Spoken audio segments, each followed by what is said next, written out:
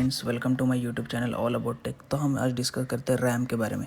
तो ये exactly RAM होता क्या है, आपके फ़ोन में कितनी रैम होनी चाहिए, रैम एग्जैक्टली वर्क क्या करता है, रैम का जो काम होता है वो इतना इम्पोर्टेंट क्यों होता है। तो चलिए इस वीडियो में हम डिस्कस करते हैं। तो रैम का फुल फॉर्म होता है रैंडम एक्सेस मेमोरी। इसके नाम से तो आपको कुछ समझ में नहीं आएगा। तो हम देखते हैं कि रैम एग्जैक्टली काम कैसे करती है। तो जब भी आप कोई एप्लीकेशन आपके फ़ोन पे इंस्टॉल करते हो या कोई सॉफ्टवेयर आप आपके कंप्यूटर में इंस्टॉल करते हो, तो वो जब भी इंस्टॉल होता है तो फ़ोन में वो इंटरनल मेमोरी में स्टोर होता है या आपके कंप्यूटर में इंटरनल स्टोरेज जो आपका हार्ड ड्राइव होता है उसमें सेव होता है। लेकिन जब आप उसको रन करोगे तो एक रैम में एक टेम्पररी मेमोरी क्रिएट होती है जहाँ पे वो एप्लीकेशन आपका सेव होता है। जब भी आप उसको एक्सेस करेंगे तो रैम आपको तुरंत उसका रिजल्ट कुछ ही सेकंड में प्रोवाइड करता है। तो इसका मतलब क्या होता है, जब भी आपके फ़ोन में या आपके कंप्यूटर में अगर रैम कम है और आप मल्टीपल ऐप्स या सॉफ्टवेयर एक के बाद एक आप ओपन करते हो तो आपका कंप्यूटर या मोबाइल हैंग हो जाता है। तो क्यों हैंग होता है? क्योंकि आपको उतना जो आपको रैम प्रोवाइड करता है, जो आपकी रैम है वो इतना सफिशिएंट स्पेस उसको प्रोवाइड नहीं करती कि आपके सारे एप्लीकेशन उस पर रन हो जाए। तो इसीलिए वो आपका कंप्यूटर या आपका जो फ़ोन होता है वो हैंग होता है। तो अभी हम देखते हैं कि आपके फ़ोन में कितनी रैम होनी चाहिए। अगर आप एक नॉर्मल यूज़र हो, जैसे कि आप बस टेक्स्ट करने के लिए आप फेसबुक वगैरह नॉर्मल जो ऐप यूज़ कर सकते हो, तो उसके लिए आपको 4 GB या 6 GB रैम इज़ सफिशिएंट। क्योंकि जो एप्लीकेशन आते हैं वो थोड़े हेवी आते हैं। जैसे कि अभी थोड़े 5-6 साल पहले जो एप्लीकेशंस आते थे वो लाइट देते थे, जैसे उसके लिए आपको 1.5 GB 2 GB रैम बहुत सफिशिएंट।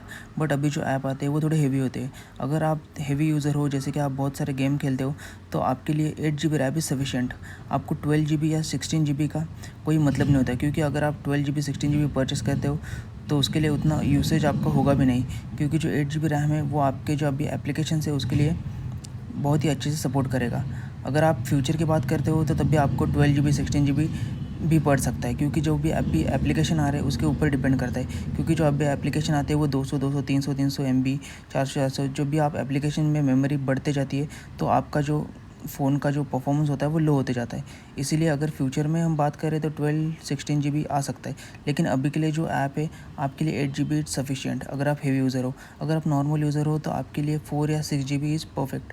तो अभी हम देखते हैं कि why iPhone 4 GB RAM is better than Android 12 GB RAM. क्योंकि जो एंड्रॉयड का इकोसिस्टम है, जैसे कि हमें अभी उसमें पता है कि मल्टीपल मैन्युफैक्चरर है।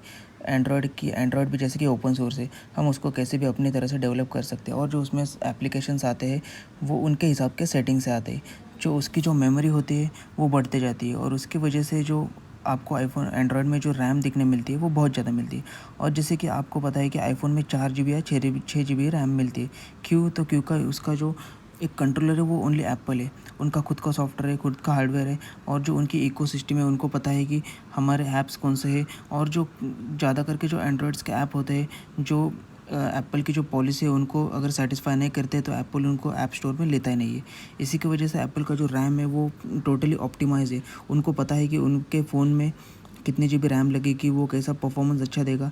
तो इसी की वजह से एंड्रॉयड में ज़्यादा रैम होती है और जो एप्पल होता है उसमें आईफोन होता है उसमें कम रैम होती है। क्योंकि जो उनका इकोसिस्टम वो टोटली टाइट है और उनको पता है कि हमको कितना रैम लगेगी। उनको पता है कि उनके जो प्रोसेसर है वो कैसा काम करेगा, उनको सारे उनके ऐप की जो सारी इन्फॉर्मेशन। लेकिन एंड्रॉयड में ऐसा नहीं होता, क्योंकि उसमें मल्टीपल कंपनीज़ होती है, उनका खुद का सॉफ्टवेयर होता है। वो आपके अपने हिसाब से जो एंड्रॉयड है वो डेवलप करते हैं। ओपन सोर्स होने के कारण उसमें ये इशू आता है, इसलिए वो एंड्रॉयड का जो रैम होता है वो आईफोन से ज़्यादा होता है और जो परफॉर्मेंस होता है लेकिन वो आईफोन में थोड़ा बेटर आपको देखने मिलेगा। तो जब भी कभी आप अपना नया डिवाइस लेने जाते हो तो आपको ये रैम एंड जो रोम होता है वो आपको चेक करके ज़रूर लेना है। Thanks for watching. अगर आपको ये वीडियो इन्फॉर्मेटिव लगी हो तो चैनल को सब्सक्राइब करना मत भूलें, वीडियो को लाइक एंड शेयर ज़रूर करना।